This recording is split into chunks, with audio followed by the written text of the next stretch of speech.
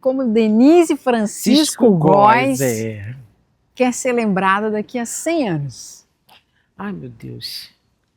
Eu quero ser lembrado como uma pessoa que falou a linguagem que tinha que ser falada, que teve uma postura do jeito que tinha que ser, que não se vendeu, que não, que não deixou em nenhum momento de falar o que pensa, porque eu acho que é isso. A gente precisa fortalecer o nosso pensamento.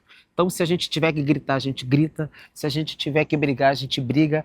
Mas a gente tem que defender o que a gente pensa até o final. Então, eu quero ser lembrado como uma mulher que defendeu sempre o que acreditou, em todos os momentos da minha vida. Olá pessoal, tudo bem? Meu nome é Graciele Costa Ferreira, sou professora na Escola de Serviço Social aqui na Universidade Federal do Rio de Janeiro.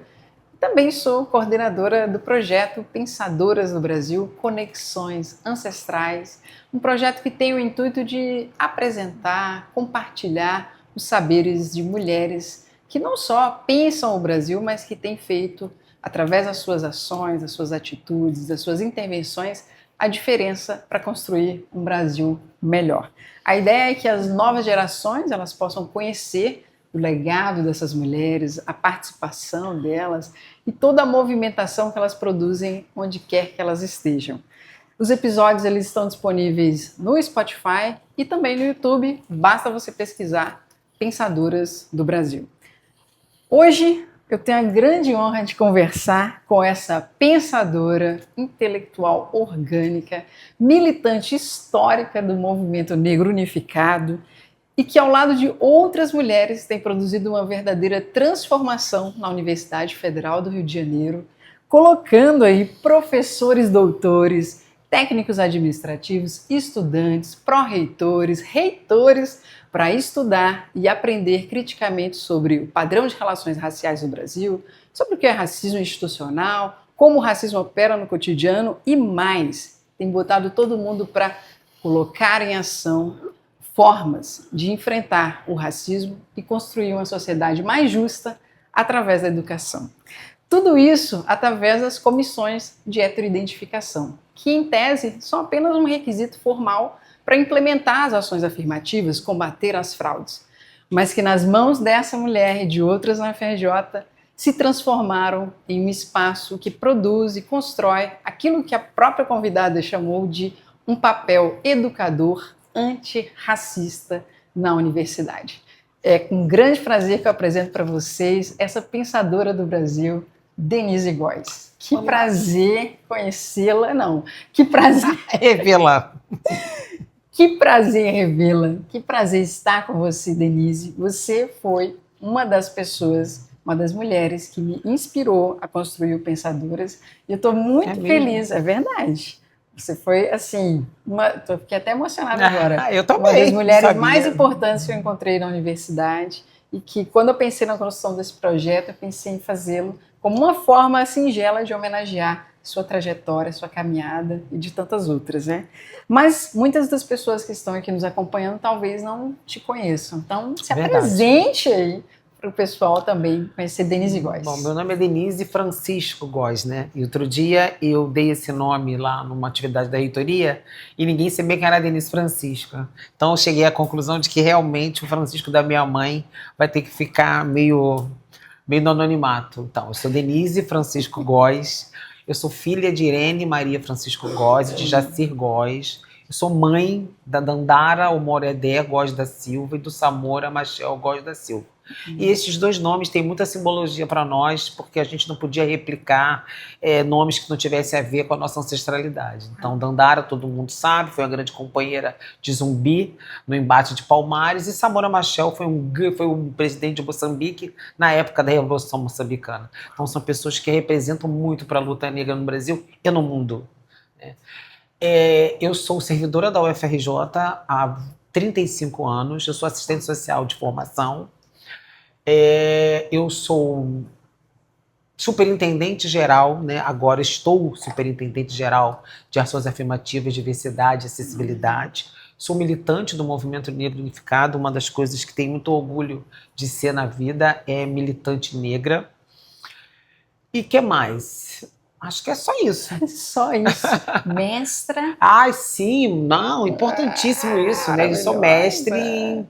mestre em Direitos Humanos e Políticas Públicas, em Políticas Públicas e Direitos Humanos, pelo NEP-DH aqui da UFRJ, né? Foi um desafio esse mestrado começou na pandemia, e eu tive a ajuda, o incentivo desta que me apresentou, que foi muito importante para que a gente pudesse perceber o quanto as comissões de heteroidentificação dariam, né, uma produção acadêmica de pensamento crítico que ia além da heteroidentificação. Porque a heteroidentificação, para nós, ela passou de ser um mero procedimento. Ela serviu como um potente instrumento crítico e de formação. Porque é através da formação que a gente consegue potencializar quem está compondo as comissões de heteroidentificação. Que linda!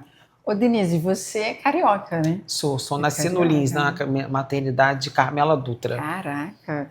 Como é que foi para você, né, crescer aqui no Rio de Janeiro? Como é que era? Você tem essa lembrança da infância, suas memórias na escola, com a família, até sua relação com a educação, né? Você entrou na universidade com 20 e poucos anos. Como é que 19. era esse Brasil que você vivia? E como é que era a sua relação ali em família, educação, Bom, escola, depois universidade? eu nasci em 1964, né, no ano Nossa, fatídico do golpe, né, no Brasil. Mas, assim, as famílias brasileiras, pelo menos na época que eu nasci, a minha família, propriamente dito, não era uma família de uma instrução que pudesse pensar o Brasil sobre esse aspecto, né? As pessoas são assalariadas, meu pai é polícia militar, minha mãe da área da enfermagem, né? Na época, auxiliar de enfermagem, o técnico ele não tinha tanta tantas pessoas ainda técnicas de enfermagem, minha mãe era auxiliar de enfermagem. Então, essas famílias negras, elas viviam muito para trabalhar e para sobreviver. Não existia esse pensamento crítico de como é o mundo, como está o mundo, se o mundo é injusto ou não é injusto. As pessoas trabalhavam para poder adquirir coisas, para poder produzir coisas, para poder sobreviver. Isso. E foi nessa tônica que eu cresci com a minha irmã. Eu tenho uma irmã também, Eliane Francisco Góes, e a gente tinha uma vida bem pacata. A gente não, a juventude que cresceu de 1964 para cá não é essa juventude que hoje se instaura no Brasil. Era uma juventude, pelo menos essa juventude negra, ela ainda estava muito apagada. Eu era uma pessoa que eu não pensava nessa questão racial como algo que pudesse me mover. Eu era uma menina preta, simples assim. Obviamente que o simples assim não é um simples assim. Você sentia as diferenças, você percebia a nossa ausência em alguns espaços, mas nada que me pudesse politizar esses fatos. Era natural, né? Era quase que natural. E assim fui crescendo até o meu encontro com o movimento negro que aconteceu aos 18 anos. E aí isso muda potencialmente a minha vida. Então, isso foi por volta dos anos 80. Porque eu sou de 64, né? Então, assim, em 1982, eu fui trabalhar no Sesc Nova Iguaçu. Fiz uma prova para trabalhar no Sesc como técnica de higiene dental, que é uma profissão que trabalha com a higiene bucal. Tinha uma formação anterior pelo Sesc mesmo, a gente fazia essa formação e depois as 11 primeiras colocadas já tinham um emprego garantido.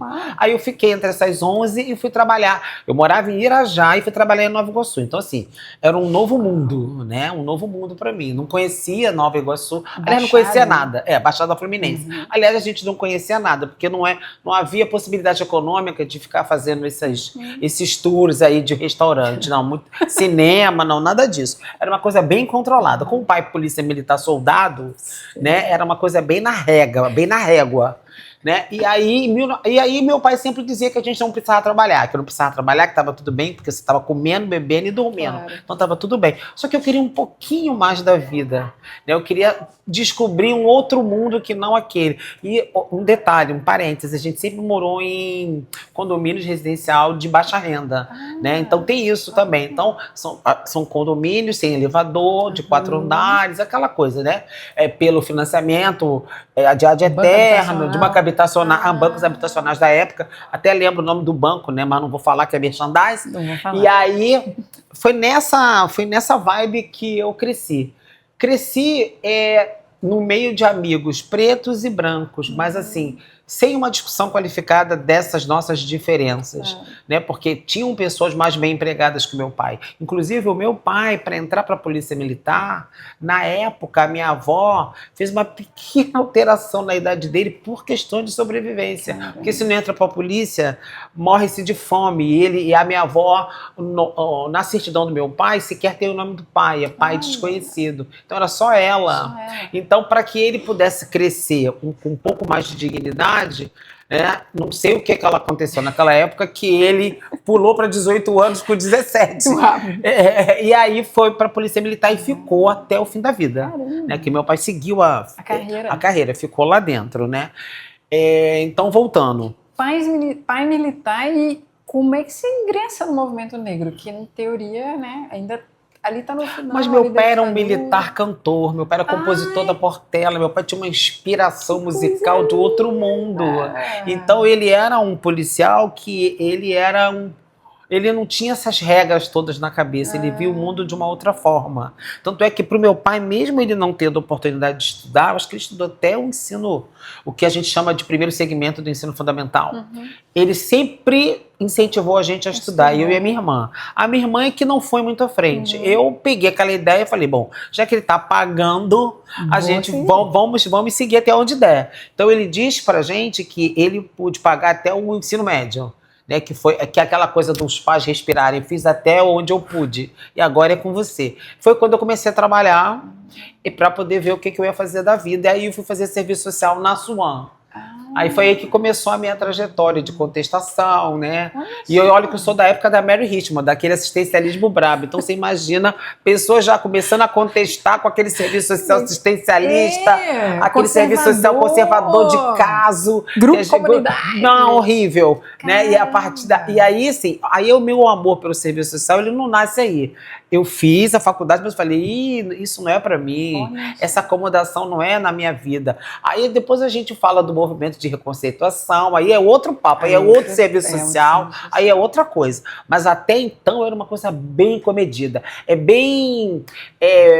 Mulher de presidente da República, mulher de governador, que são as primeiras damas que fazem aquele serviço social bem assistencialista, né? Para que as pessoas sequer pensem, já que eu estou te dando, você vai reclamar de quê? Não reclama. Exatamente. E aí, quando eu estava fazendo cursinho para entrar para a faculdade, é que eu tenho a oportunidade de conhecer uma pessoa, né, que foi o meu marido durante 22 anos, que hoje não é mais meu marido, mas é meu amigo. É bom que se registre, porque a amizade é para a vida toda. Né? E aí, nesse ínter, eu conheci ele, e ele já militava numa organização negra chamada Grupo Afrocultural 20 de Novembro. Ele era lá de Queimados. Então esse grupo era de Queimados. E esse grupo se reunia num lugar chamado SAC, Sociedade dos Amigos da Cultura, que era uma biblioteca que tinha em Queimados. Então era um grupo de negros com uma vida bem diferente da minha. Se a minha vida já era difícil, a deles era 3 vezes mais. Queimados é longe. Queimados é longe, né? Acho que a estação é terceira antes de Japeri, quer dizer, ela é muito longe, né? Onde é cidade dormitório, DH baixíssimo. Você imagina Queimados em 1980. Hoje é um pouquinho melhor. Calçou-se as ruas, deu-se dignidade. Então eram as valas, as ruas descalçadas, animais pelas ruas. Mas esse grupo de pessoas estavam ali para movimentar o mundo. Eles achavam que realmente havia uma divisão de renda injusta e que eles tinham que fazer alguma coisa. Né? E aí eu conheci esse pessoal através do Haroldo, que me levou. Mas um fato super engraçado, que a consciência, ela é uma coisa que ela tem que ser... Ela é paulatina, né? Ela vai crescendo dentro de você a partir de pequenos detalhes. Quando eu o conheci, ele trouxe para mim um arcabouço de artistas negros, de cantores negros, eu falando de outras coisas. E eu parti de outro referencial, porque o meu referencial não é um referencial negro. Porque, na verdade, eu me constituía como uma mulher negra, mas dentro da minha família diziam para eu arrumar um homem branco para eu limpar a família, para eu ter um filho de cabelo que não fosse duro, igual ao meu. Então, assim, a gente cresceu sempre muito pressionada a não ser aquilo que a gente era. Né? E tanto é que quando eu conheci o movimento Soul, eu senti eu tomei um baque, porque eu vi aqueles homens com aqueles cabelos, com aquelas capas, com aquelas vestimentas. Seria muito mais fácil ser cocota, que era uma coisa da época, black versus cocota, que você andava com os cocotas. E ali você se diluía na multidão. Você não tinha a sua identidade demarcada. Não tinha. Mas também com uma família como as nossas da época, que diziam que tinham que clarear a família, essa era a grande tônica. Então a negritude realmente, a questão racial, não era absolutamente tocada, muito pelo contrário, aquela nossa negritude nos atrapalhava na vida de acordo com as nossas famílias. Por isso arrumar um marido branco, por isso ter um filho clarinho, de cabelo menos ruim que o nosso, para a gente poder ser mais diluída na sociedade. As referências culturais também. Todas. Não, apesar de que a família gostava de Jorge Ben e tal, mas era uma dicotomia. Se por um lado a família negra gostava de samba, as minhas tias todas saíam na Portela, meu pai era compositor da Portela, o samba era uma coisa muito viva na alma deles, e um samba preto, porque eles viviam uma época que o samba era genuinamente preto. Mas por outro lado, para que a gente pudesse ser alguém na vida, a gente tinha que arrumar alguém branco para cacifar a nossa existência. Caramba. Era mais ou menos por aí. E foi nessa vibe que a gente cresceu. Só que quando eu conheço esse grupo, eu começo a ver que eu estava indo para o caminho totalmente errado. Porque, na verdade, a gente fazia as reuniões dentro de uma biblioteca. E aí o Haroldo começou a pegar livros e livros de Abdias, livros e livros de Lélia, e dizer que essa era a vibe, que você está lendo o quê, qual é o seu referencial. E aí, aos poucos, eu fui me apropriando, né, da minha própria identidade, porque você acaba se perdendo um pouco no mundo. Quem sou eu dentro dessa... Esses dois mundos, né? Exatamente, né? Uma família ótima, mas que não tinha consciência nenhuma, consciência racial nenhuma, né? Sabiam que eram massacrados por conta de serem assalariados, talvez não por conta de serem negros, não faziam essa associação de raça e de classe, né? Se sentiam ainda muito penalizados por conta da baixa escolaridade, da falta de oportunidade, né, na vida laboral. Mas a questão mesmo da negritude, não. A gente tinha que alisar o cabelo. Né? Eu tenho uma queimadura aqui no meu braço que até hoje é daquele ferro que vai no fogo. A gente era torturada quando criança. Nossa Senhora, que a gente fazia aquela chapinha, passava um produto que dava bolha no cabelo e era obrigada a passar, porque tinha que passar, porque aquele nosso cabelo não era apresentável para ir para a escola.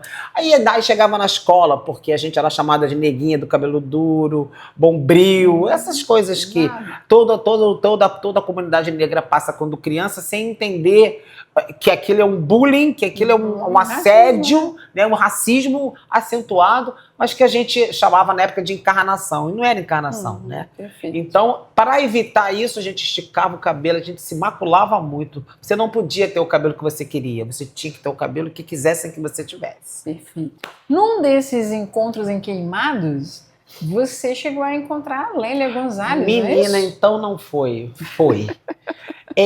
Haroldo já era do movimento quando eu conheci, e ele sempre foi uma pessoa de muita expressão política, né? Um cara que conseguia ser uma liderança em Queimados. E o movimento ele acontecia no centro do Rio de Janeiro, acontecia no IPCN, que era o Instituto de Pesquisa das Culturas Negras, que fica ali na Mente Sá. Então o IPCN era o grande ápice de toda a militância do estado do Rio de Janeiro. Tanto que ele era o polo irradiador da luta contra o racismo. Então todas as entidades, de uma certa forma se organizavam nos seus municípios, mas caíam no IPCN. E nessas idas e vindas desse grupo Arte Cultural 20 de Novembro, antes da minha chegada, eles iam muito ao centro. Olha que viagem, de Queimados para o centro do Rio, reuniões que acabavam 10, 11 horas da noite, para voltar de trem, o último trem, para Queimados, né? E numa dessas incursões, no Rio de Janeiro, eles conheceram a Lélia Gonzalez, no IPCN. Que o IPCN era palco mesmo, vivo, das grandes lideranças negras. Era a Lélia Beatriz do Nascimento, Abdias do Nascimento, o próprio Januário Garcia, que era o presidente do IPCN. Então, assim, o IPCN era realmente a efervescência. Tanto é que em 1983, no primeiro governo Brizola, que ele elegeu a questão racial como terceira prioridade do Estado, a negrada toda do movimento negro vai para os primeiros, segundo e terceiro escalão do governo do Estado. Então, assim, com todos os senões que a gente tem contra ao brizolismo, o Brizola, obviamente, que captando, né, já fazendo uma visão da sua reeleição e do seu poder político, ele pega o movimento negro e coloca como terceira prioridade. E aí você eleva a questão racial. Aí você tira ela do ostracismo e traz ela para um ponto onde as pessoas passam a discutir. É o mito da democracia racial, e aí a gente começa a pensar o movimento como representatividade negra, porque a Idialeda Salgado, que era a secretária da época, né, ela passa a ter notoriedade como mulher e como negra, dentro da discussão que Lélia trazia de que era preciso discutir a questão de gênero dentro do movimento, que o movimento negro também era muito masculino, né? Muito. Os grandes quadros, Os grandes quadros eram homens. As mulheres, como a gente hoje fala de Lélia Beatriz, você... Não, a gente está falando... Não, e quando Lélia funda o Nizinga, que era um grupo de mulheres negras, hoje, todas as mulheres que participaram do Nizinga, todas essas mulheres academicamente estão no topo da cadeia, todas, com mestrado, doutorado. Tanto é que uma das últimas que morreu foi a Joselina, né, que também era um dos quadros maravilhosos do IPCN. Então, assim, o IPCN sempre produziu muito essa questão, né? Você também militou em partidos políticos, você também militou em sindicato. O que veio primeiro foi o movimento negro unificado ou tudo foi acontecendo junto, Denise? Eu em cadeia, porque primeiro eu fui do 20 de novembro, que era Movimento Negro. Não tinha partido nessa época, né? Porque era PMDB, Arena, assim, então essas coisas... Era no momento ali pós-ditadura. Pós-ditadura. Assim, obviamente que a partir do Movimento Negro, nós estávamos lá nas ruas, nas diretas, mas já estávamos como militantes negros. Isso, já estava ativa nesse O povo quer votar direta já, essa era a palavra de ordem, né? E aí... O movimento negro aparece primeiro na minha vida. Depois a gente vai para dentro do PT, porque eu fui militante da Convergência Socialista. Então a gente depois a Convergência foi expulsa por questões internas, mas a partir daí, desse momento, a gente percebe que o partido político ele não dá conta da questão racial. Nunca não deu, polêmica. Não deu e nem dá. E se dá hoje... É por uma questão mesmo de muita insistência da nossa parte. Mas não são os partidos políticos que vão determinar os caminhos que a gente vai seguir. Eu não acredito nisso. Eu acredito que a organização é interna, de dentro das organizações, das suas discussões internas. Porque, na verdade, sempre houve uma deficiência de discussão racial dentro do movimento de esquerda, principalmente. No Brasil, no Brasil sempre. A gente falava muito de classe. Só que quando a gente falava de raça e classe, quem tinha que discutir era só eu. Os dirigentes dos partidos brancos, eles não se permitiam discutir conosco essas questões. As questões raciais eram conosco.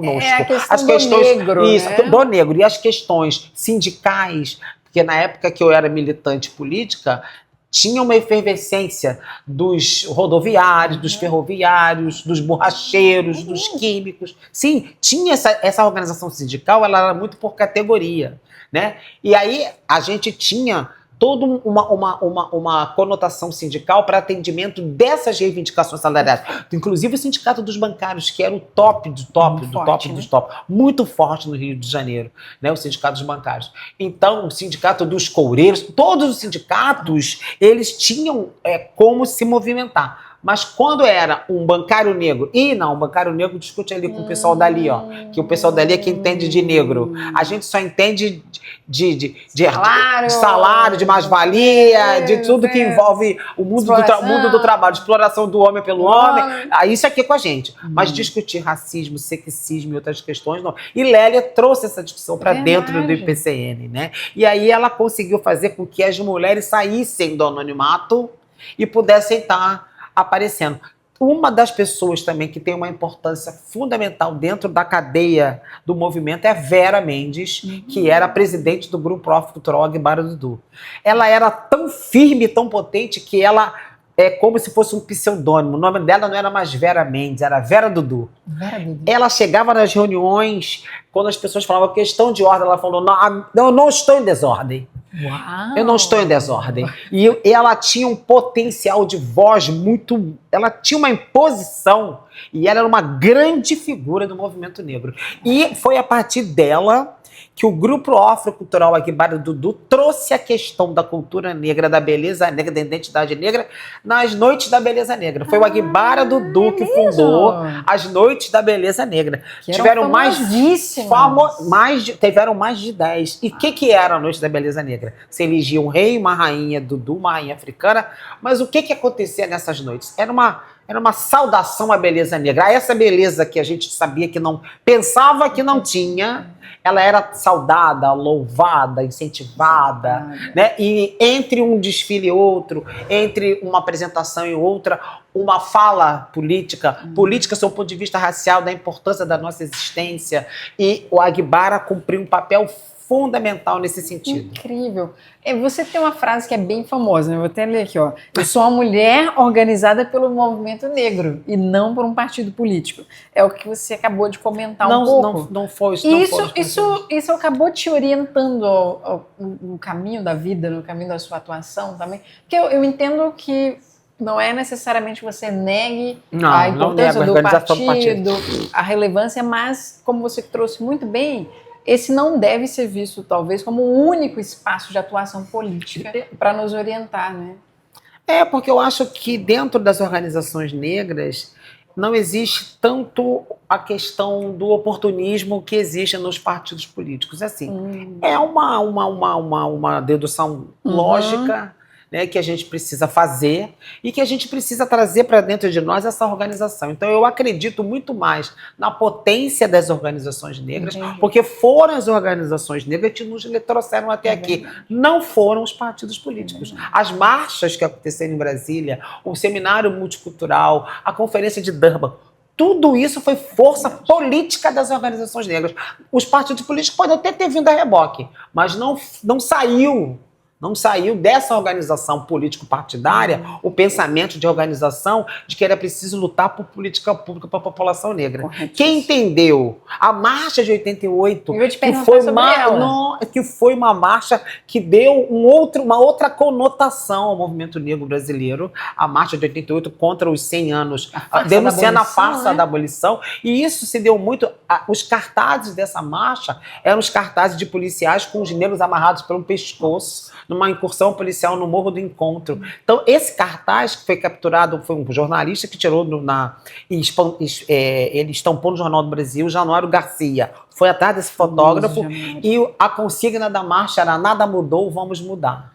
Então, não era o partido político que ia dizer que nada mudou. Éramos nós, da população negra, que estávamos vendo que os nossos negros estavam fora da universidade, fora do eixo do alicerce do conhecimento, né? Mal empregados, morando nas periferias e sem nenhum tipo de política pública. Então, a palavra política pública, luta por desigualdade, foi assim, bravamente gritada por todos nós em 1988.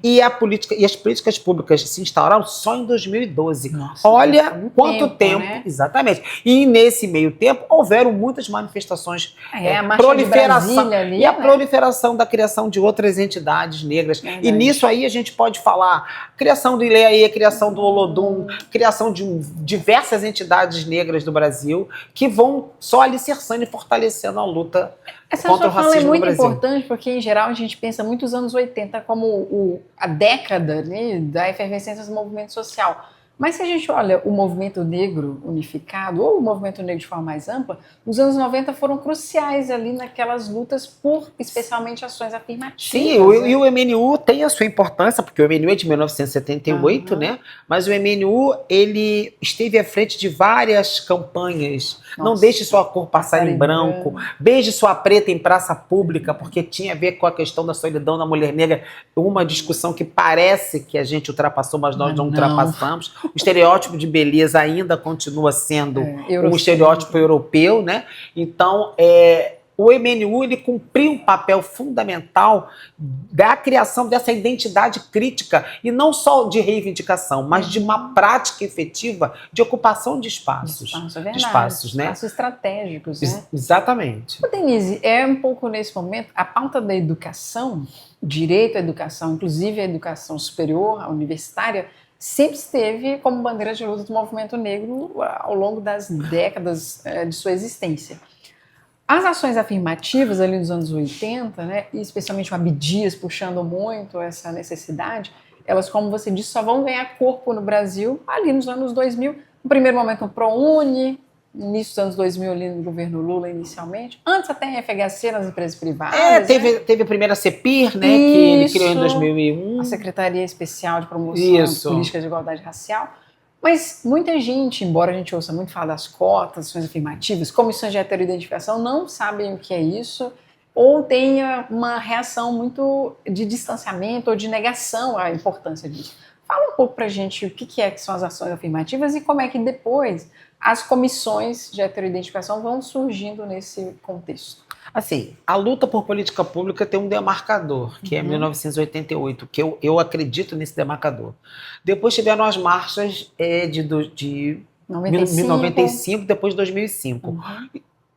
E essa marcha de 2005 cobrava a questão do Estatuto da Igualdade Racial, que é o grande norteador da luta negra no Brasil, a partir, né, do Paulo Paim, que escreveu esse estatuto que garantia para essa população políticas públicas. Então é como se fosse o nosso objeto de intervenção direta, o Estatuto da Igualdade Racial.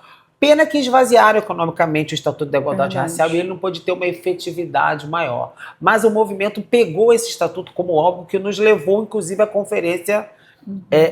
Assim, a gente precisava desse suporte para que a gente pudesse caminhar com mais tranquilidade. Colocar o que Durban disse que tinha que acontecer. E aí, assim, a partir do momento que a conferência de Durban, que é a mudança de chave que as políticas públicas entram no Brasil definitivamente a partir de acordos e tratados assinados internacionalmente, a gente vê a possibilidade de entrada nas universidades como algo fundamental. Aí as pessoas perguntariam pra gente, ou muitas pessoas fizeram esse questionamento, por que vocês não lutam pela reforma da educação desde a educação básica? Quantos anos a gente iria esperar para que essa reforma pudesse ser feita?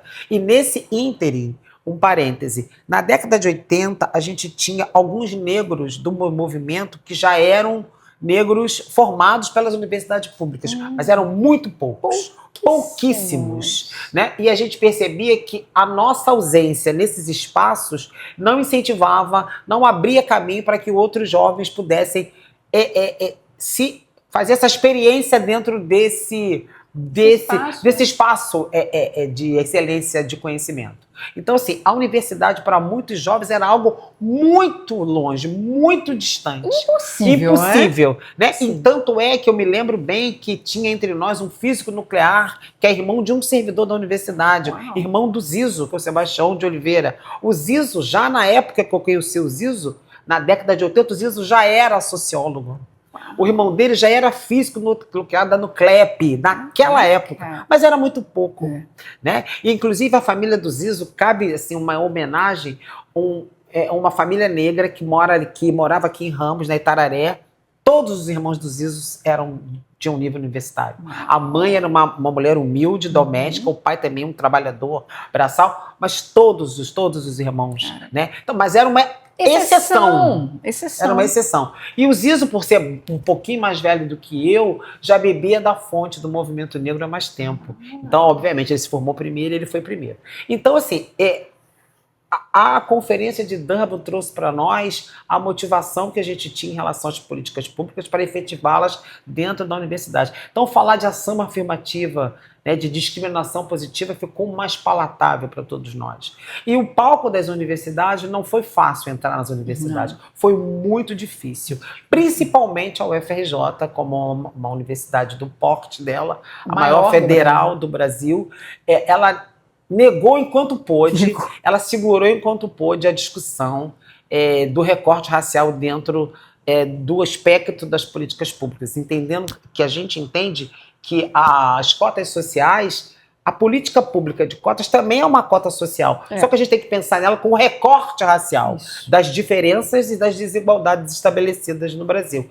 A UFRJ não queria essa discussão, aliás, as universidades públicas federais do Brasil, elas não foram criadas para esse segmento, elas foram criadas para sedimentar a elite, para servir a elite, para formar os seus e deixar os subalternos numa camada da base da pirâmide. Quando isso não foi mais possível aqui, eu acredito que eu entrei aqui, eu também me diluí um pouco na multidão aqui dentro. Você entrou nos anos 80? Eu entrei aqui em 89. O ano que eu nasci. Mas eu entrei em 89. Mas assim, eu já entrei como uma militante do movimento negro. Então você já entra com outro patamar. Patamar. E aí eu fui para o sindicato no ano 2000. E o sindicato, ele tem que ter tentáculos para alcançar toda a categoria. E o sindicato tinha a Secretaria de Políticas Sociais, que tratava do racismo. De uma forma branda, mas tratava. Né? Até porque não tinham diretores do movimento, mas tinham diretores negros, alguns diretores negros, que pegaram essa pasta, que pegaram essas direções para poder fazer o sindicato pensar a questão racial. E o sindicato hoje é um grande aliado da luta racial. Muito importante. Um grande aliado. Né? E eu fui... E foi o Sintofest, foi através de... Eu fiquei no sindicato durante 6 anos direto. Direção, coordenação? Não, eu fui diretora de políticas sociais, depois eu fui coordenadora geral. Esse é um momento emblemático. Uma mulher preta coordenadora geral de um sindicato. Aí você pode pegar todas as efemérides e trazer para dentro do sindicato. Ou seja, dia de... Vamos comemorar. Vamos fazer alguma coisa. E ter um jornal. O jornal do sindicato distribui 13 mil exemplares. Não é qualquer coisa. É um jornal de formação, é um informativo para a categoria. E a gente fazia muitas matérias em relação à política de cotas. Inclusive, na minha dissertação de mestrado, eu coloco lá as fotos da linha do tempo do sindicato e de como isso foi importante. Mas nessa época eu estava no comando do sindicato, como uma das coordenadoras. Então faz diferença. Faz diferença. Então por isso que tem uma frase que eu também gosto muito de repetir, que é a frase que o Iedo Ferreira, que tem 92 anos, ainda milita, tem um grupo que discute reparação no Brasil, e ele diz: se o poder é bom, o negro também quer poder. Então, se o negro também quer poder, e o poder te faz ter poder de ter um jornal na sua mão para escrever aquilo que você acha necessário. Porque o sindicato, ele também é bem classista, ele só queria falar de reajustes salariais. Não, aí você tem que ter alguém que tenha o poder dentro do sindicato para dizer: a página central, eu quero falar sobre a questão racial. Uau. Então é isso, é você tomar esse poder e efetivar essa prática a serviço de uma luta, a serviço de uma causa. E foi isso que a gente fez aqui. E aí eu acho que essa minha aparição como coordenadora geral abriu outros leques. Eu já não era uma desconhecida na multidão. Não que eu seja conhecida e famosa. É não muito famosa, gente. Não, todo mundo aqui, toda hora tem alguém querendo entrar aqui para dar um abraço nela. Mas você acaba ganhando uma notoriedade importante dentro de uma estrutura que não foi feita para você, que as pessoas passam a ter que te respeitar, a ter que aceitar as suas ideias ou a ter que te ouvir, né? E eu me lembro que durante o tempo que eu fui coordenadora geral, 2 anos, a gente fez um trabalho muito forte dentro da universidade, né, em relação... E já estavam começando a aparecer os coletivos negros universitários muito bem. Tanto é que eu deixei de ser diretora em 2012. Em 2016 aconteceu aqui o primeiro encontro nacional dos estudantes e coletivos negros universitários. Foi em 2016, aqui. Então, assim, a universidade sempre foi um palco de muita movimentação política, né? E esses estudantes vieram para cá cobrar justamente a postura omissa da UFRJ, né? Porque nós já estávamos em 2016, a política de cotas era de 2012 e a universidade estava simplesmente plena e absoluta, né? Fingindo que não era com ela e não tendo nenhuma medida que pudesse fazer com que essa população negra adentrasse a universidade. Perfeito. Né?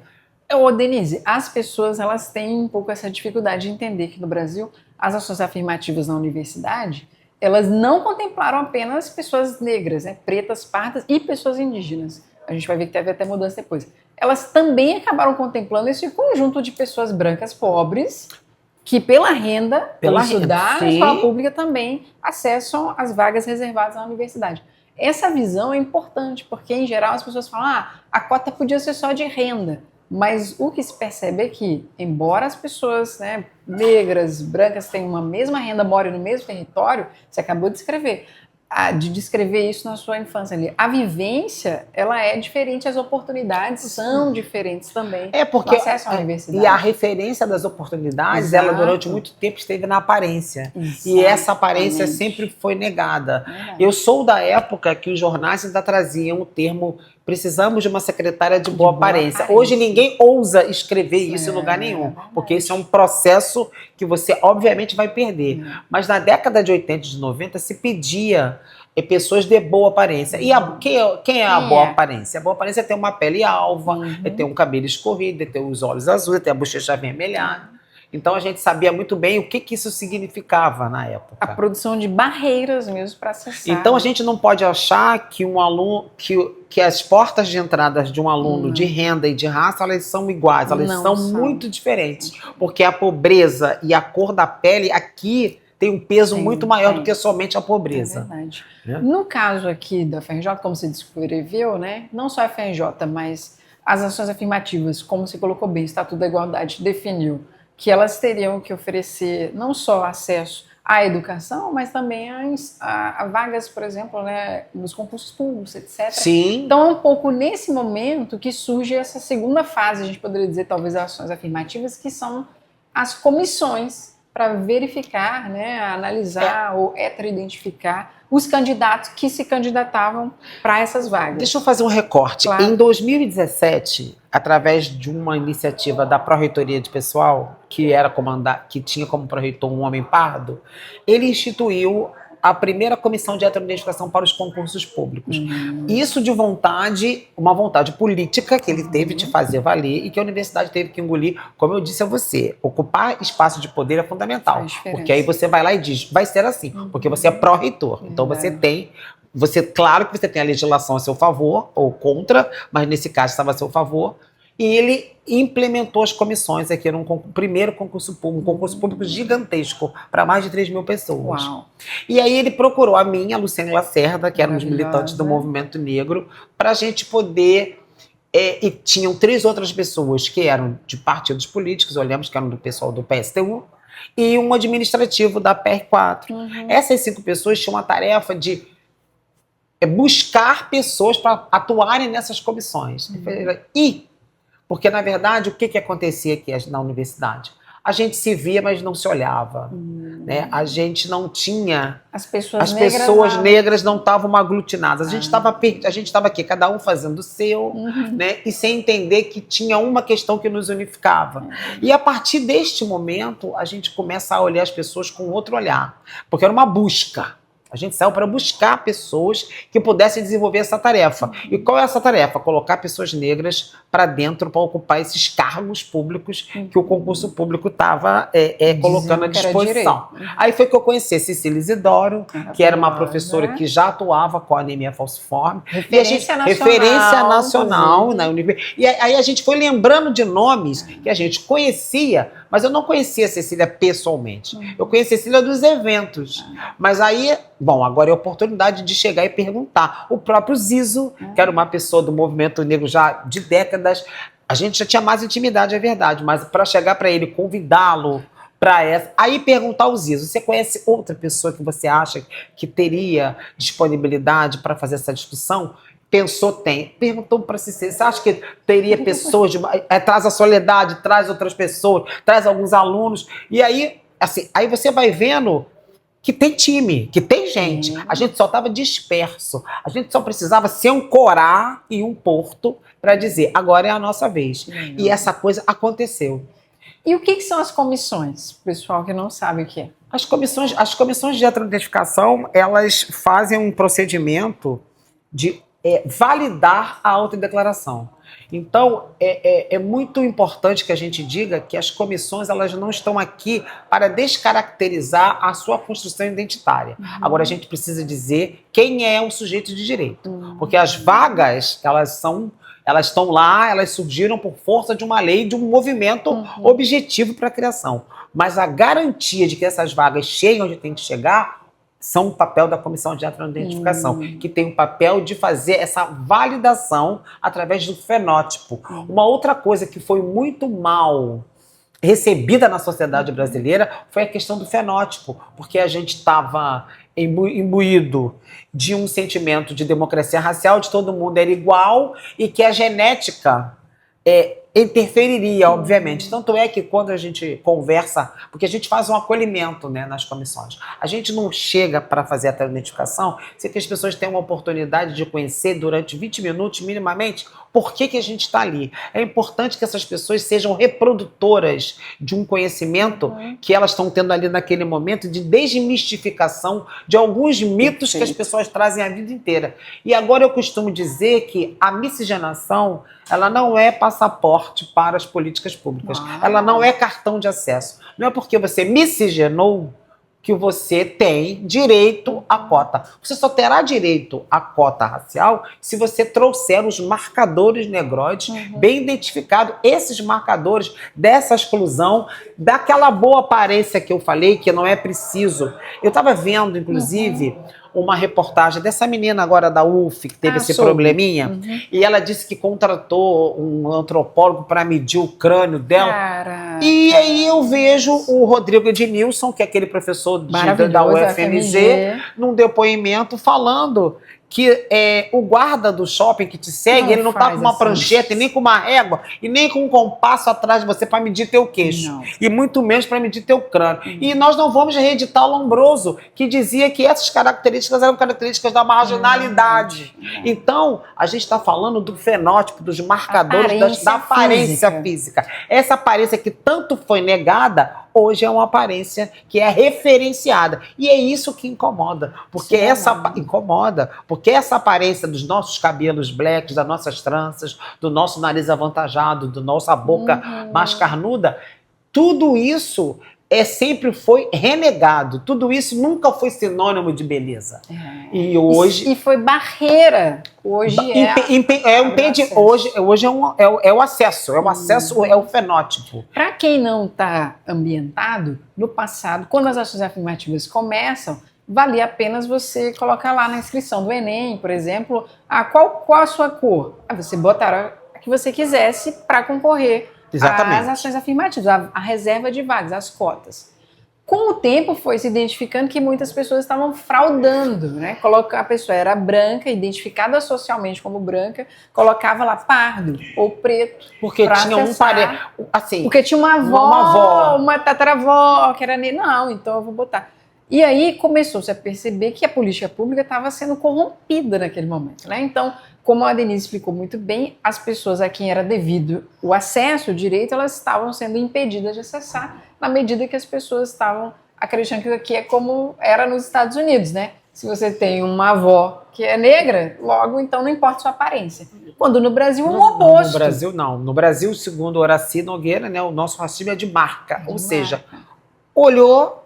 Identificou. Olhou, te seguiu. Olhou, segurou a bolsa. Olhou, segurou a bolsa. Isso, olhou, segurou o celular. Olhou, guardou o celular. Essa é uma forma que é como o racismo no Brasil opera e que vai definindo ali como as relações raciais operam. Então, as relações raciais, elas são uma relação, não basta você se auto-identificar. Você tem o tempo inteiro esse jogo de volta, né, Denise? De você ser identificado. Então, a comissão, ela faz um pouco esse jogo de volta. Quer dizer, eu me auto-identifico como pardo, Vamos ver então se socialmente você vai ser. A gente Então, faz uma leitura social, uma leitura né, social. de como esse indivíduo, essa indivídua, ela é vista lido pela socialmente. Exato. E aí esse é o papel da comissão. E não é um papel de uma retaliação histórica, não tem a ver com revanchismo político, não é tribunal racial, Não. é justiça social, é equidade, é política pública. E para isso as pessoas passam por uma formação, né? Quem vai compor a comissão passa Sim. por uma formação. Essa formação é que deu o grande gap. Porque o assim, gap. deixa eu voltar rapidamente. Tranquilo. Então, quando esse concurso acaba, a gente tinha montado Que um ano foi time. isso? 2017. 2017. Nós éramos 5, como eu te falei, aí nós pulamos para 32 pessoas, né? E essas 32 pessoas tinham que ter pessoas brancas também. E a gente foi naquelas pessoas brancas. É importante dizer isso, sim, hein? As comissões são compostas de pessoas brancas, negras, pretas, mulheres, e pardas, homens, pessoas, pessoas, comunidade LGBT, se tiver quilombola vem, se tiver indígena vem. E aí, nesse ínterim que a gente se reuniu, a gente conheceu pessoas não negras que estavam tão interessados nessa. Obviamente, um parêntese. Ninguém sente tanto racismo como nós negros, mas existem os aliados da luta. A Frente Negra Brasileira dizia racismo, só nós negros podemos sentir. Mas a gente precisa que pessoas não negras, brancos, né? E a gente precisa que esses que não sentem tanto quanto nós, esses privilegiados, estejam na nossa luta para dizer, realmente, né? Já tá demais, a gente precisa realmente dividir esse bolo. Vamos lá. E aí a gente conheceu muitas pessoas desse ínterim. As pessoas foram chegando. Impressionante, Graciele, que foi uma coisa tão natural que as pessoas foram chegando. Eu acho que a ausência dessa pauta racial da universidade, ela era gritante. Porque a partir do momento que apareceram algumas lideranças para dizer é por aqui, as pessoas vieram. E aí em 2018, a gente acabou o concurso, aí a gente fez uma reunião e falou, vamos voltar para casa. Eu que falei, né? A gente vai voltar para casa, a gente não vai fazer mais nada. Acabou vamos esperar tudo. Só o próximo concurso. As pessoas, não, a gente tem que... nós precisamos nos fortalecer. E aí nasce a Câmara de Políticas Raciais. Aí foi assim, a grande cereja do bolo. Porque a Câmara de Políticas Raciais, ela deu total visibilidade à pauta racial, das relações raciais no Brasil, no mundo e na UFRJ. Questionando cargos de poder, representatividade e incidindo nos coletivos negros universitários e fazendo parte de toda a programação da instituição. A gente participou do Festival do Conhecimento, a gente fazia lives, a gente era convidado para fazer lives, e aí montou-se em 2018. Como a gente ganhou muita notoriedade dentro do Fórum Permanente de Pessoal, porque a Câmara nasce de um fórum permanente tímido que esse pró-reitor Pardo criou para discutir assédio, algumas políticas limitadas dentro da universidade, e a pauta racial era uma delas. Mas a gente cresceu muito ali dentro desse fórum. Então a gente sai do fórum já como Câmara de Políticas Raciais e começa a viver a vida institucional. Essa vida institucional que sempre foi negada em relação à pauta racial, a gente começou a furar os bloqueios. E aí esse bloqueio e o questionamento foi tanto que a gente passa a se juntar com o movimento estudantil, que foi um movimento importantíssimo na instalação das comissões de heteroidentificação, né, nessa identificação das fraudes, porque foram esses estudantes que passaram a denunciar, e aí a Câmara pega um período de mais de 400 processos na UFRJ. E aí a pressão dos alunos, mas a Câmara, o reitor instituiu uma comissão de fraudes em 2019. Olha, essa foi a sequência. 17 foi o edital, que a gente se juntou. 18 a Câmara, 19 a comissão de fraude e 20 começam as comissões de heteroidentificação no acesso à graduação, que era uma briga. E se a gente puder ir mais longe, a gente vai no ECUM também, porque é 16, 17, 18, 19, 20. Que foi o Encontro Nacional dos Coletivos Negros. Então, 16. Esse período de 16 a 20 foi um período de construção efervescente. Ninguém mais segurava a nossa atuação. E isso foi importante porque teve uma mobilização da sociedade na época das fraudes, começa a se identificar, né? Teve um movimento forte na internet, denunciando as pessoas que estavam entrando por fraude, supostamente ali identificadas pelos próprios estudantes.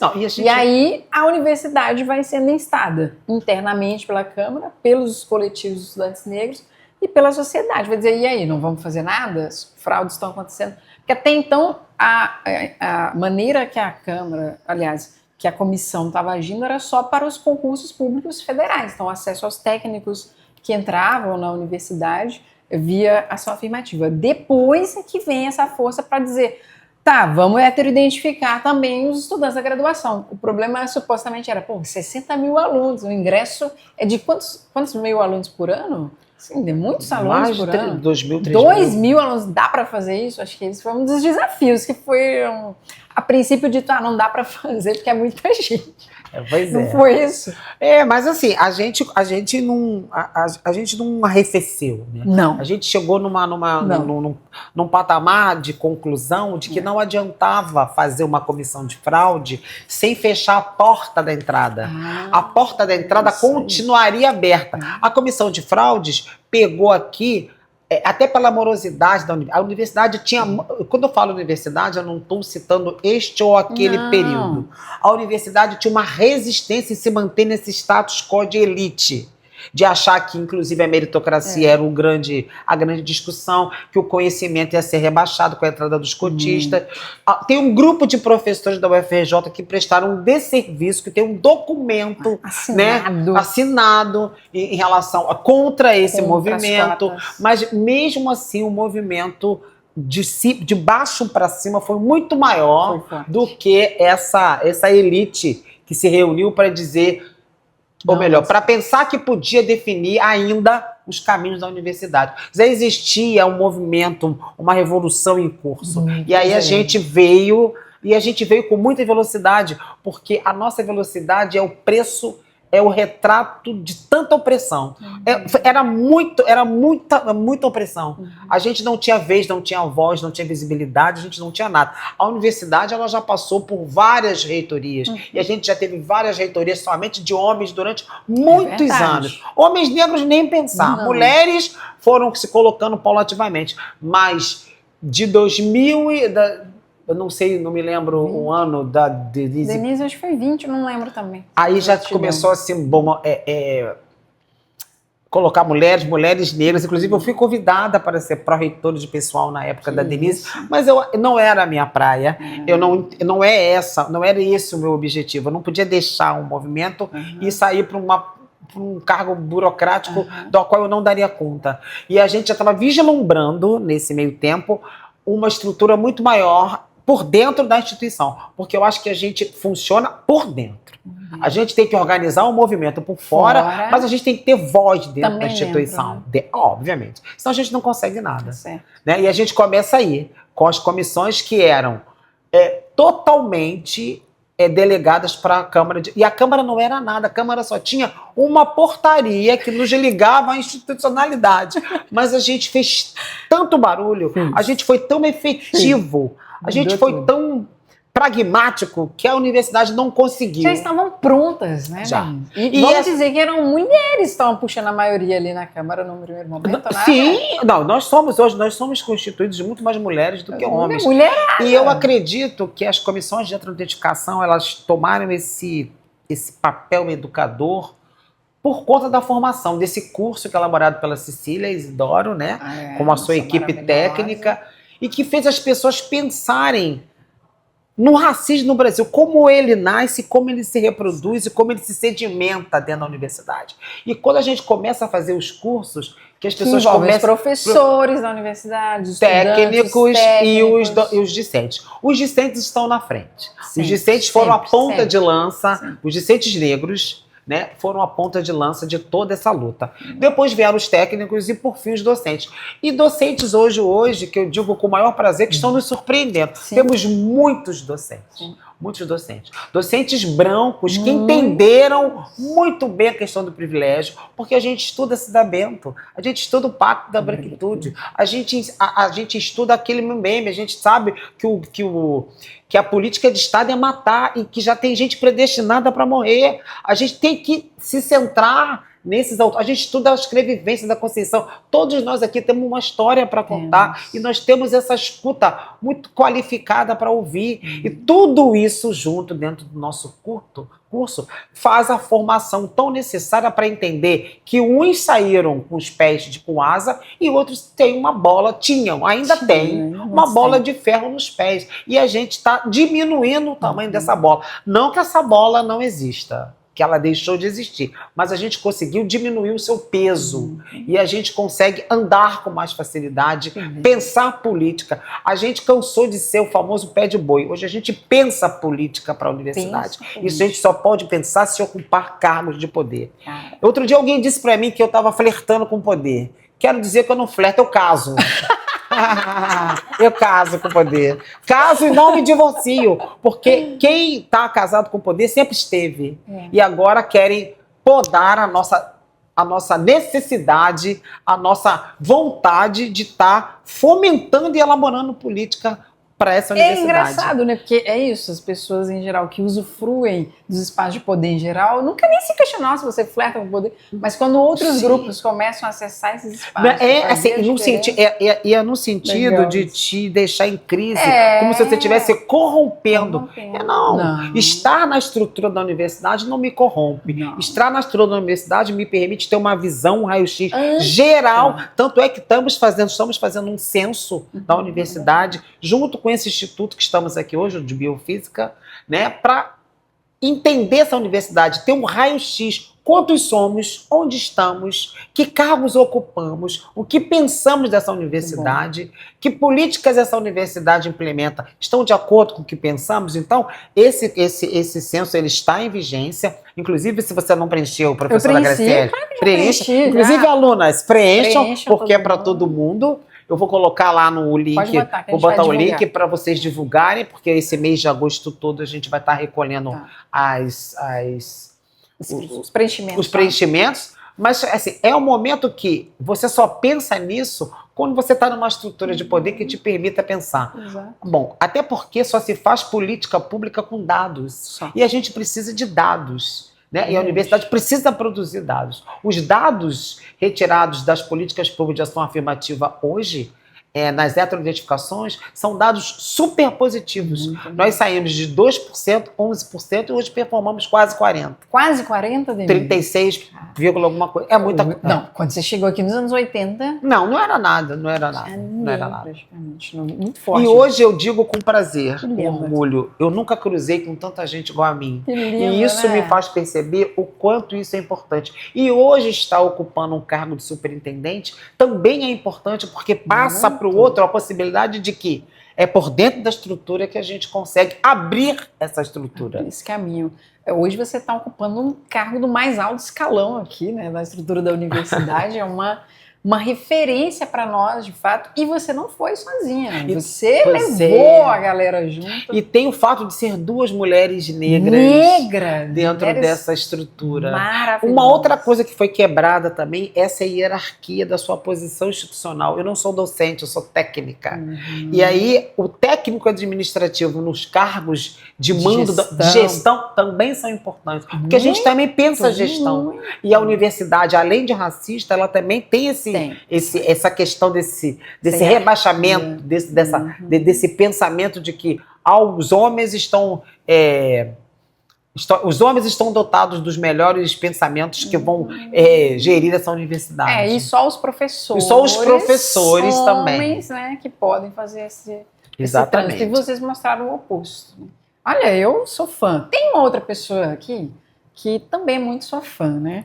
Eu quero convidar para conversar com você a Cristina Pimenta. Ela é bacharel em Serviço Social pela PUC Minas, mestra em Relações Étnico-Raciais pelo Cefet do Rio de Janeiro, é doutoranda em Políticas Públicas, Estratégia e Desenvolvimento pelo UFRJ e ocupa atualmente o cargo de assistente de administração na carreira técnica administrativa também. Ah, ela é técnica também? Só que na UFMG. Na UFMG. Na UFMG. A Cris, ela te conheceu exatamente ao ingressar aqui na universidade, né, como doutoranda, e ela é uma pesquisadora como você no campo das ações afirmativas.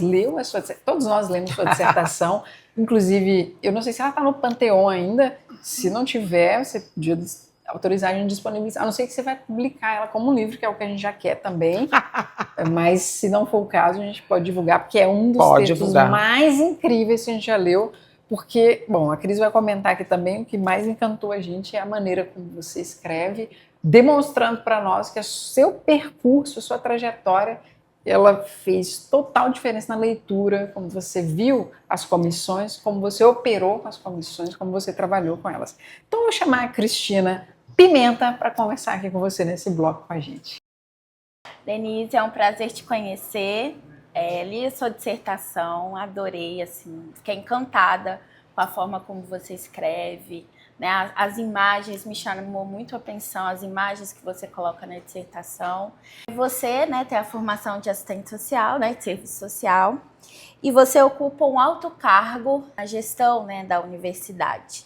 Você entende que as políticas de ações afirmativas, elas se tornam um novo campo de atuação do assistente social? Eu acho que as universidades públicas, principalmente, têm dado uma outra conotação à discussão do serviço social. E tem muito a ver com a questão daquela campanha do Conselho Federal de Serviço Social. Aquela campanha ela tem que ser reeditada. O serviço social ele tem que trazer de novo aquela campanha com novos elementos. Isso não é eu, você, que temos que estar como Denise e Cris. Eu acho que a gente tem uma representação dos nossos conselhos. Então, uma das dicas que a gente pode até pensar para um futuro bem próximo é fazer com que aquela campanha do Cefes ela tenha uma outra roupagem e que ela volte com força total para nos instrumentalizar em todos os nossos campos de atuação. Seja na saúde, seja na assistência, seja nas universidades, seja em qualquer lugar. Porque aí a gente tem um referencial. E aquela campanha, durante o tempo que foi lançada, ela foi um referencial importante. Para pegar todo mundo e para as pessoas pararem para pensar. Será que a minha atuação profissional ela está atuando no sentido do combate às desigualdades? Será que eu estou atuando no combate à violência? Será? Mas isso tem que vir dos nossos conselhos, tanto regional como federal. Sim. Considerando a sua trajetória, né, no movimento negro, como que você observa a importância dos saberes que você teve no movimento negro, nos sindicatos, a prática do serviço social? Como que eles contribuíram, né, para a sua atuação? Assim, o que eu compreendo que é o diálogo do serviço social? Eu acredito que uma pessoa bem informada de todos os seus direitos, ele é um grande aliado. Então, na medida que a gente trabalha com garantias de direitos, para mim é importante que esse direito ele seja resguardado e a todo tempo respaldado. Denise, eu nunca vou atuar na minha intervenção profissional omitindo informação, saindo pela tangente e não falando o que absolutamente tem que ser falado. Se você traz essa pessoa para o teu lado, você ganha um aliado da consciência. E a gente, quando eu falo consciência, é dizer para ele, por que não tem Novalgina? Por que não tem esse medicamento? Por que esse médico é assim, é assado? Por que as pessoas têm tanto medo de falar com o médico? Eu sempre digo para eles, um médico é uma pessoa como outra qualquer. Faça com ele um embate, pergunte tudo o que você quiser. Ele tem que te responder. Se ele não te responder, você volta aqui, porque eu vou garantir o seu direito à informação. Então, as desigualdades que a gente discute na sociedade em relação ao movimento negro são essas desigualdades que a gente encontra nas periferias, onde estão os hospitais públicos, onde a população é retaliada, onde o direito é abstraído, você não tem direito, parece que você está pedindo um favor em ser atendida. Então, dependendo, como eu te disse, da visão de mundo desse assistente social, ele não pode corroborar nunca com essa gestão trator, que passe por cima e onde as pessoas têm que se contentar com qualquer resposta. Eu, na minha atuação profissional, não dou qualquer resposta. E informação, para mim, é tudo. Um elemento bem informado é um aliado e um potencial. Para que a gente possa discutir a violência obstétrica, porque as pessoas vão achar que eu tomei pouca anestesia porque talvez tenha faltado. Não, você tomou pouca anestesia porque existe toda uma concepção em relação à fortaleza da mulher negra que aguenta a dor. E quem disse que você tem que aguentar a dor? Então, se nós não formos esses profissionais a fazer esses tensionamentos, isso pode até fazer a gente perder o emprego, né? Porque você sabe que dentro dessas estruturas é muito mais fácil você ser você ter uma postura maleável do que você ser conhecido como uma pessoa que traz a realidade nua e crua para o centro do debate. Então é importante que a gente se empodere desses valores e tragam essas pessoas, porque nós sozinhos não fazemos um movimento. A gente precisa desses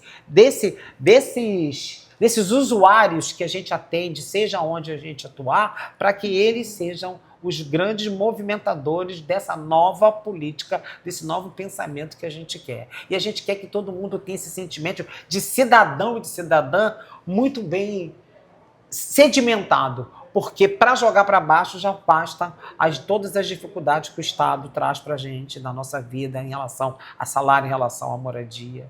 Então eu acho que o nosso papel é muito esse. Sim. É isso mesmo. Concordo. Que bom que você concorda. Alguns criticam as comissões de heteroidentificação, né? Falando que são tribunais raciais, Sim. enfim. E na sua dissertação você traz o papel educador das comissões, né, de heteroidentificação, tanto para quem está sendo avaliado, quanto para quem avalia, né? Como que você responde a essas críticas? Olha, assim, a gente vive numa sociedade que está muito acostumada a manter o privilégio, né? O que a gente vê é isso, é a manutenção de um privilégio. E aí, quando a gente bebe da fonte de Bárbara Carini, que vem com a questão da educação antirracista, quando a gente bebe da fonte da Cida Bento, que diz que os brancos não se encontram na esquina para combinar, é todo um sistema que já está pronto, né? Então, assim, quando a gente encontra a Cabanguelê naquela sua calma, dizendo que não nos constituímos em tribunal racial, porque as comissões, inclusive perante a lei, elas têm que ser diversas.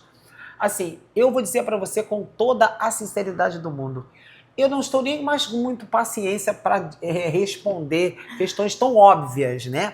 Porque, assim, as pessoas que querem se aproveitar da política pública por um processo de fraude, elas sabem muito bem onde elas querem chegar. Então, elas querem descaracterizar a política.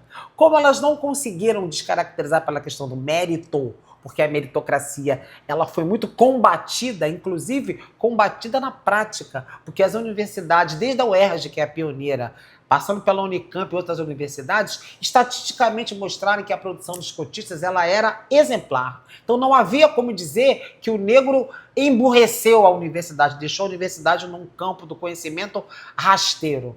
Tá? Aí eles pegam a política pública, né, de uma forma sem consistência, para questionar as questões da democracia racial, para questionar as questões da miscigenação. Então, por isso que hoje, essa minha palavra de ordem em relação a eles acharem que tem pai preto ou casado com mãe branca, eu já vou logo avisando que esse cruzamento genético não te dá o direito de você ser um cotista de raça. Vai depender se esse cruzamento genético gerou uma pessoa fenotipicamente com direito. Se eles vão entender também ou não, aí é outra conversa. Aí a gente tem que aprender biologia lá atrás, o que é genética, entender o que é fenótipo.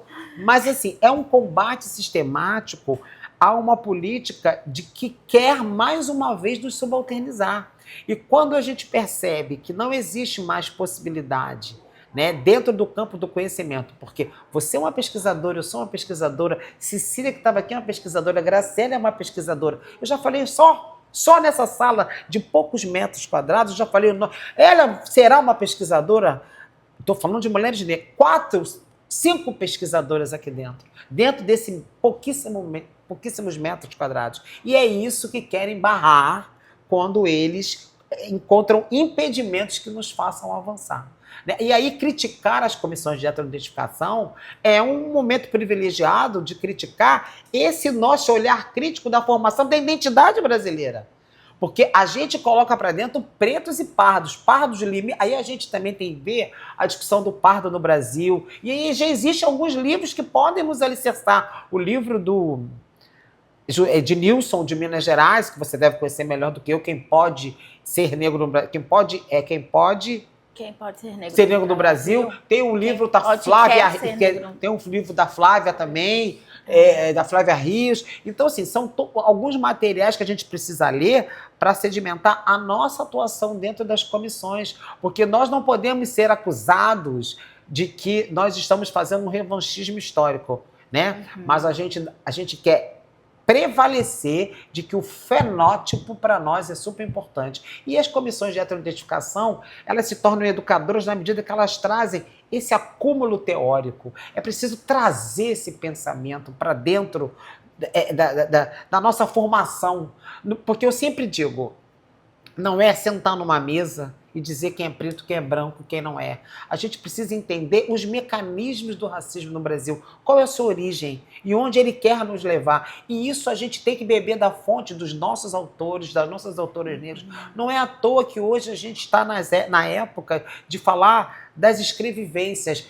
Eu estou fazendo aqui uma escrevivência da minha vida, de como é essa minha trajetória. E eu só estou fazendo isso por quê? Porque graças a todos os orixás existe uma Conceição Evaristo, que foi descoberta já depois dos seus 60 anos.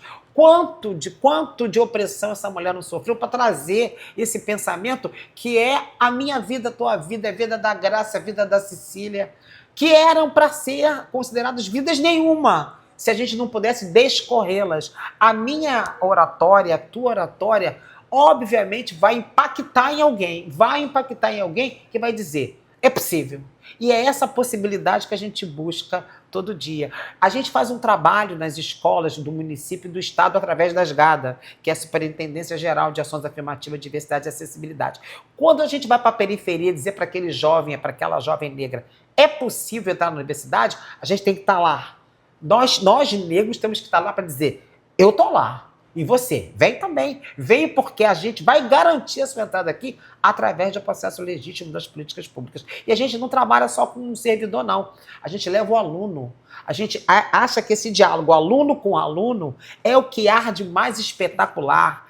A gente foi numa escola, Marielle Franco, que é aqui na Salsa e Merengue, que é uma comunidade aqui da Maré, e teve um menino que falou assim, nós nos apresentamos e falamos, nós trabalhamos no fundão, aquele prédio.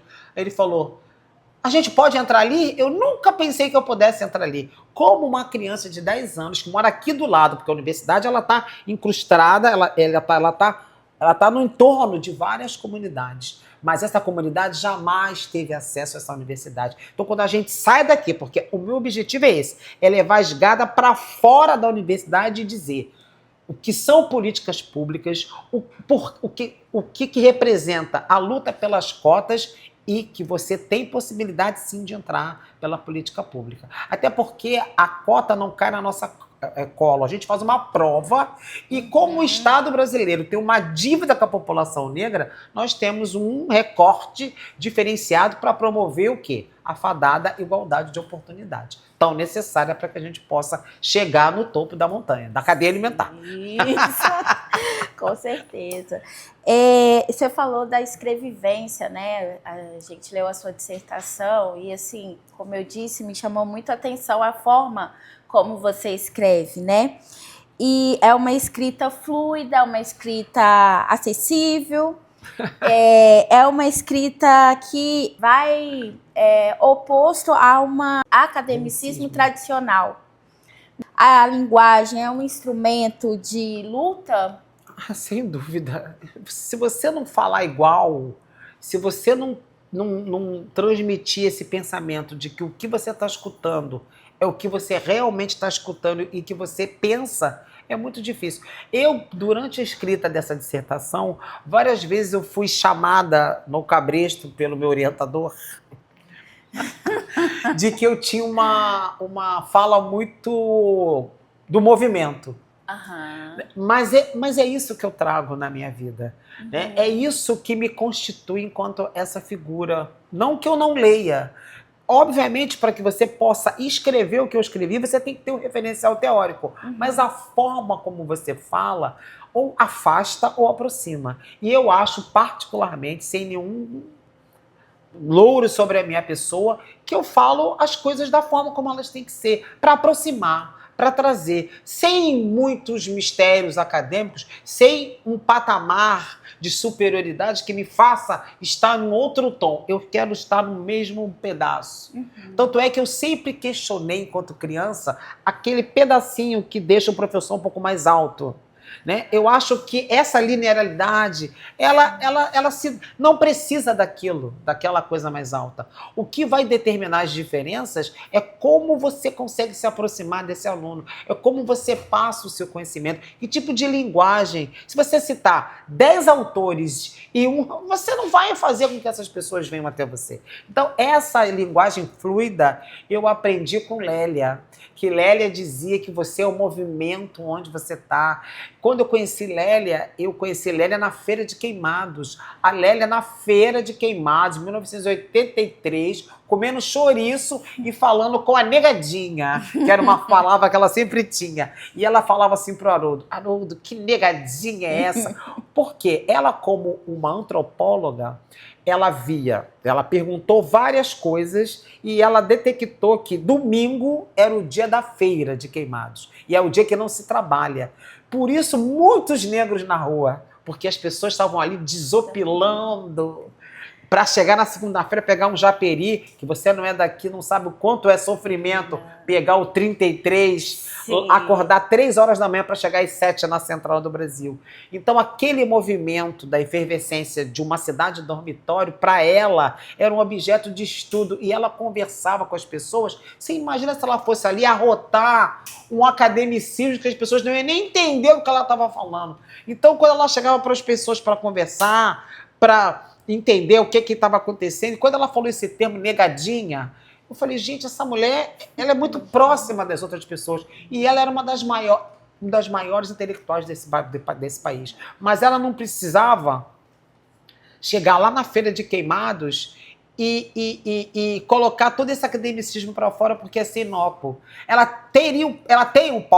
tinha o palco dela para ser acadêmica e tinha o palco dela para ser uma militante orgânica. Então, essa mistura do orgânico com o acadêmico é o grande diferencial que a gente precisa ter na minha vivência, na sua vivência, na vivência da Graciele, na vivência da Cecília, porque nos aproxima desse aluno, dessa aluna, desse aluno negro que precisa ver em nós um aliado, não uma pessoa com um diferencial que não vá puxá-lo, porque o nosso objetivo é o quê?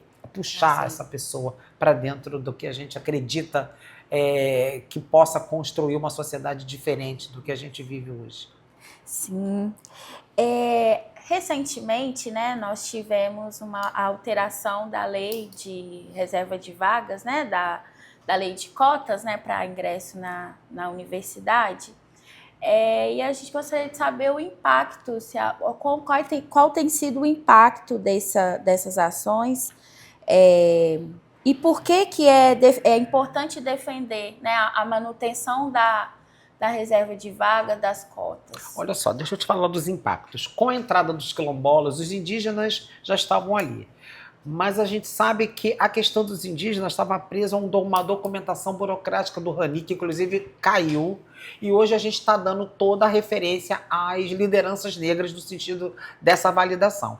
Então, validar esse pertencimento étnico através das lideranças é um ponto super positivo. Você mapeia, e nós daqui da UFRJ, nesse SISU agora de 2025, nós conseguimos montar uma comissão juntamente com um coletivo de estudantes indígenas do IFIX, uma comissão para fazer essa parte documental. Porque tem uma parte documental e a validação dessas lideranças. E dentro dessa comissão existem lideranças indígenas que são da universidade, professores e alunos, que podem e devem estão fazendo esse papel. Então, as coisas saíram do burocrático, que é um RANI, que não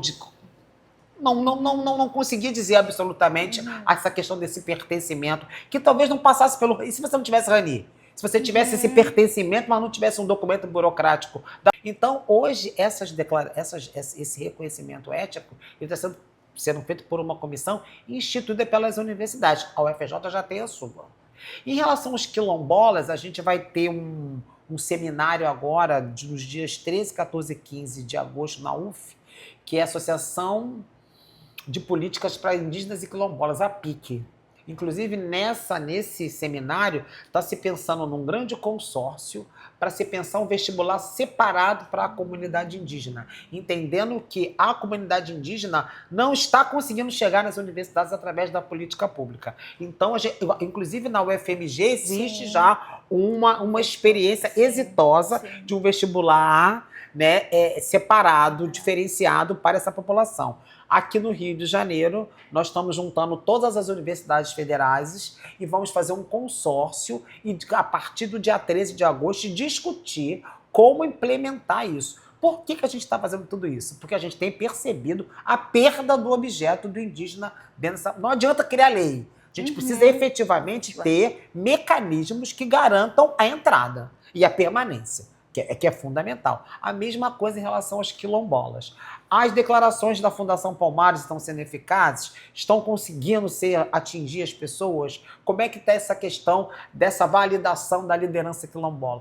Essas questões todas vão ser pensadas nesses 3 dias desse encontro, se você estiver aqui no Rio. Você está dia 13, 14 e 15 na UF, lá no campo do Gragoatá. Eu acho importante que todas as pessoas, pesquisadores que pensam política pública, estejam lá nesse momento, que é o momento onde todas as universidades vão estar se pronunciando. Eu vou estar representando a UFRJ, né, o reitor da universidade, que inclusive a Universidade Federal do Rio de Janeiro, através desta reitoria que eu componho, tem tido um papel fundamental de nos dar autonomia para pensar, e ter autonomia para pensar é isso, é você colocar a universidade, que sempre se negou a estar nesses espaços de discussão, em todos os espaços de discussão da política pública. Se a universidade não foi com os próprios pés, agora está indo pelos nossos pés, pelos pés das pessoas que pensam de uma sociedade mais igualitária. E nesse ínterim não está havendo nenhum óbice.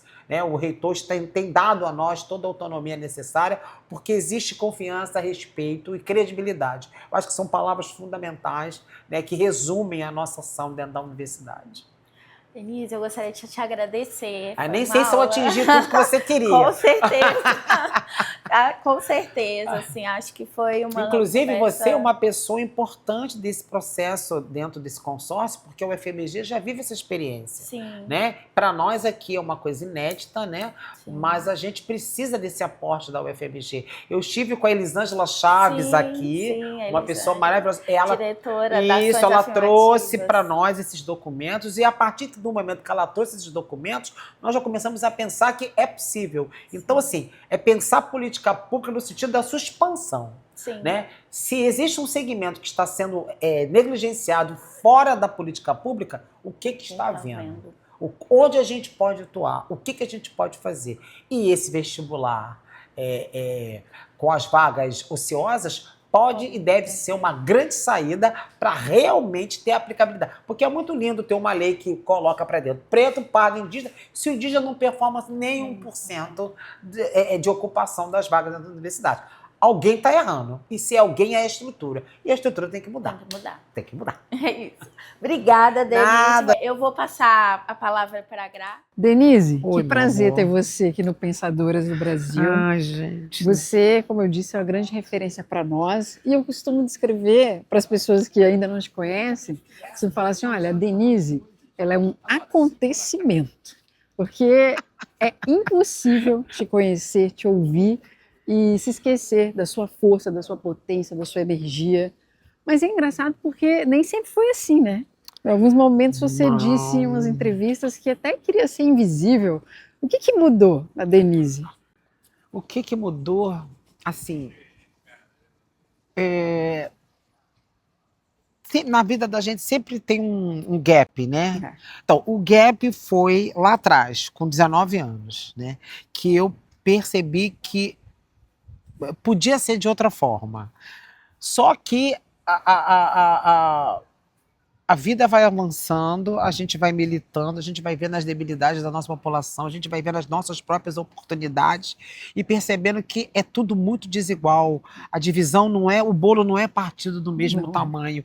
E aí isso te incita a ir para frente e entrar na universidade e depois viver esse mundo de política pública e ver a luta do movimento negro durante tanto tempo, porque assim, eu gosto de pontuar que o grande protagonismo da luta negra no Brasil em relação às políticas públicas foi o movimento negro brasileiro, que nunca desistiu de estar nessa seara de atuação. Então, quando eu percebo que é importante ter militante de carne e osso para levar isso para frente, aí a gente se empodera do nosso poder né, de atuação dentro das universidades, dentro do nosso qualquer local de trabalho, e principalmente dentro da universidade. A gente está falando de política pública, a gente está falando de formação, a gente está falando de conhecimento.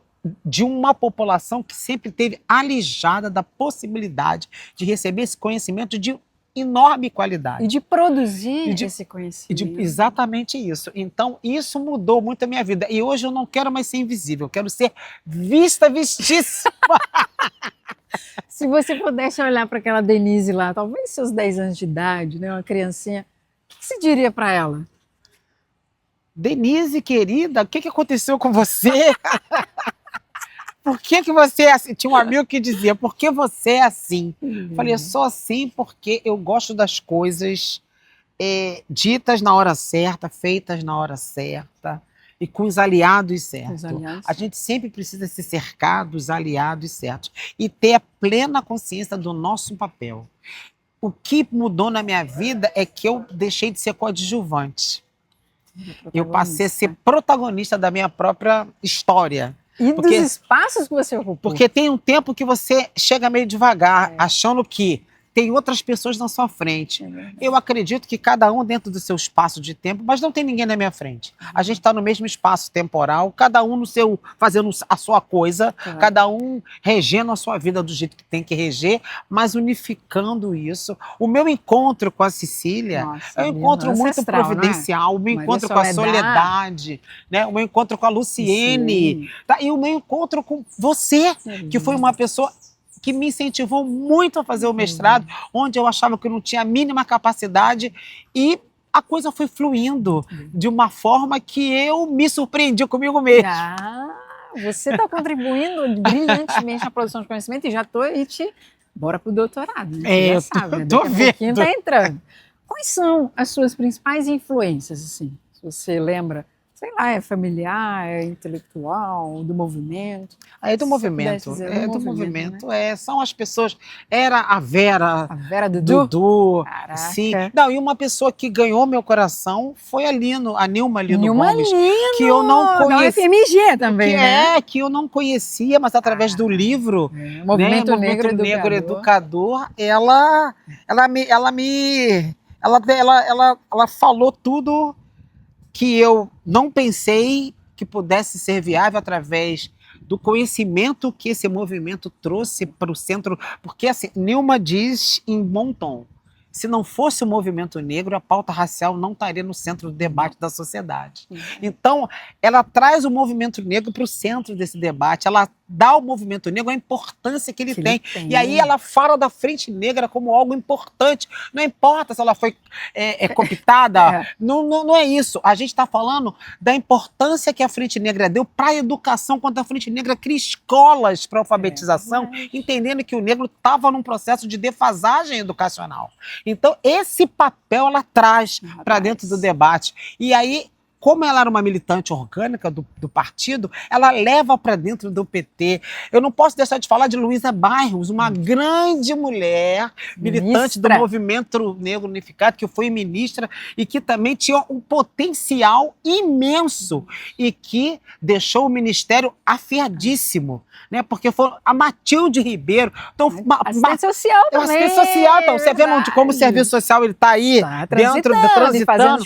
Então, são mulheres negras que tiveram um papel importantíssimo na sedimentação do que a gente vive agora. Porque, assim, eu acho que a nossa luta ela é aquela, uma estrada enorme, onde todas têm participação, todas as mulheres, todos os homens que passaram por esse movimento têm uma participação no que a gente está vivendo hoje. E a gente hoje quer capacitar quem? A esses alunos que estão vivenciando essa universidade mais livre, essa universidade com mais portas abertas. Plural. Essa universidade mais plural, mais diversa. Eu não falei lá dentro, mas eu tenho que falar da luta pela cota trans, que também é um segmento invisibilizadíssimo, marginalizadíssimo dentro da sociedade brasileira e que precisa sim ter acesso ao conhecimento. A gente não pode oferecer aí à população trans do Brasil só o baixo meretrício, a gente tem que estender a eles o alto escalão do conhecimento para que haja mudanças de vida, como houve mudança de vida com a população negra, exatamente. E aí a gente precisa extremamente de estar antenada com todos os movimentos sociais. Por isso que eu digo para a Cecília, A nossa atuação na universidade ela é ancorada nos movimentos sociais. A gente aqui não faz nada sozinho. A gente está com o movimento negro, a gente está com os movimentos de mulheres, estaremos na marcha em Brasília, a gente está com os movimentos LGBTQIAPN+, a gente está com os movimentos indígenas através dos coletivos de estudantes. Então é isso. O movimento da linha a gente vai atrás. O movimento, eu digo movimento social. Claro. Não digo partido político. Partido político é consequência. É consequência. É uma sopa de letrinhas. Pedro, sei o quê? Ô, Denise, qual você considera ser assim, seu principal legado que você está deixando aí para as novas gerações que vão ocupar essa universidade e outros espaços também? Eu acho que o grande legado é a possibilidade de ser consequente, de não desistir, de ir até o fim, de ocupar verdadeiramente seus espaços esses que nunca foram dados. Hoje, a superintendência é um pedaço do escalão da universidade.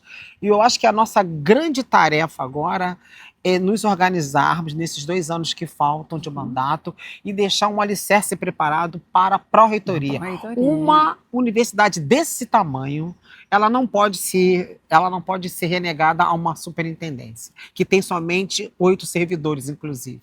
A gente precisa dar um caráter muito maior a uma universidade que tem 80 mil alunos, entre alunos de graduação e pós, 15 mil técnicos e mais de 5 mil professores. Como é que essa universidade, que é tão decantada em verso e prosa, não tem uma estrutura mais orgânica em relação a essa pauta? E eu não quero uma pró-reitoria que seja de assistente estudantil. Esse é outro detalhe.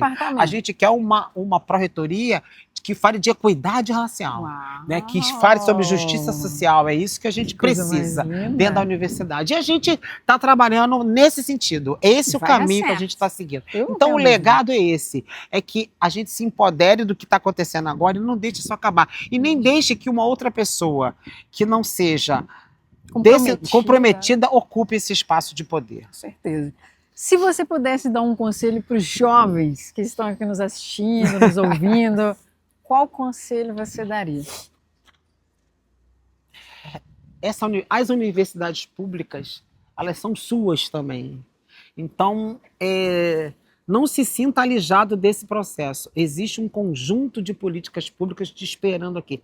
Pode vir, porque a implementação, ela é garantida. Existe aqui um conjunto de pessoas que pensam uma sociedade diversa, que pensam uma sociedade com pluralidade, com justiça social, e são essas pessoas hoje que estão a serviço da manutenção dessa política pública. Então não pense na universidade como algo distante da sua vida.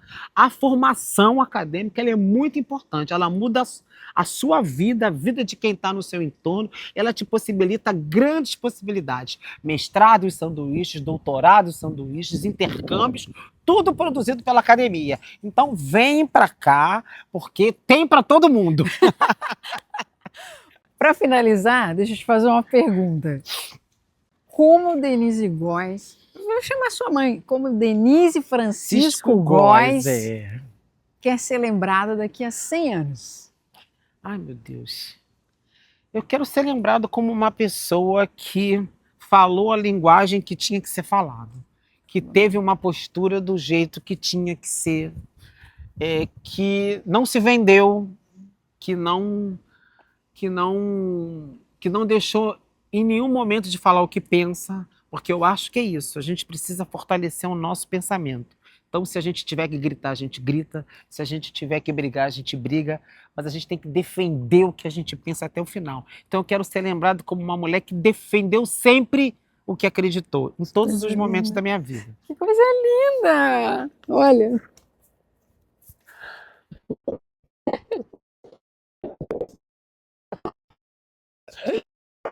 Denise, eu quero muito te agradecer. Eu tenho plena consciência, sempre tive, né, de que se eu estou hoje na universidade, se eu sou professora, foi porque lá em 2007 eu tive uma única oportunidade, que foi entrar na universidade graças às ações afirmativas. E eu sempre, desde que tomei consciência disso, percebi que a minha permanência aqui, ela era devida a pessoas como você, eu tenho que não deixaram de acreditar um segundo, de que esse era o nosso lugar. Eu tenho o maior orgulho de ter participado de todos esses processos de luta do movimento negro, de ter construído essa árvore, nesse caminho.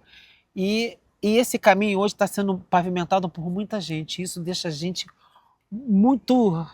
Assim, a gente hoje não tem... A gente tem dimensão, né, do que aconteceu. Mas naquela época a gente não tinha dimensão do quanto isso, do tamanho que isso ia ser. E está de um tamanho grandioso. São 69 universidades com comissão de heteroidentificação. Então é uma política instituída. É uma política que não tem mais volta. Não tem mais volta. E para que não tenha volta, é o que eu digo, a gente precisa de pessoas de carne e osso para operacionalizar isso. Hoje eu estou aqui, daqui a 100 anos vai ter outras pessoas, vão ter outras pessoas no meu lugar, no seu lugar. No nosso lugar, né? Muito obrigada. Nada, meu amor. Essa é Denise Francisco Góes, uma pensadora do Brasil. Muito obrigada a todo mundo que ouviu até aqui. Muito obrigada à nossa equipe fenomenal, que faz toda a diferença e que faz o Pensadora acontecer. Obrigado, grande abraço e até a próxima. Que linda!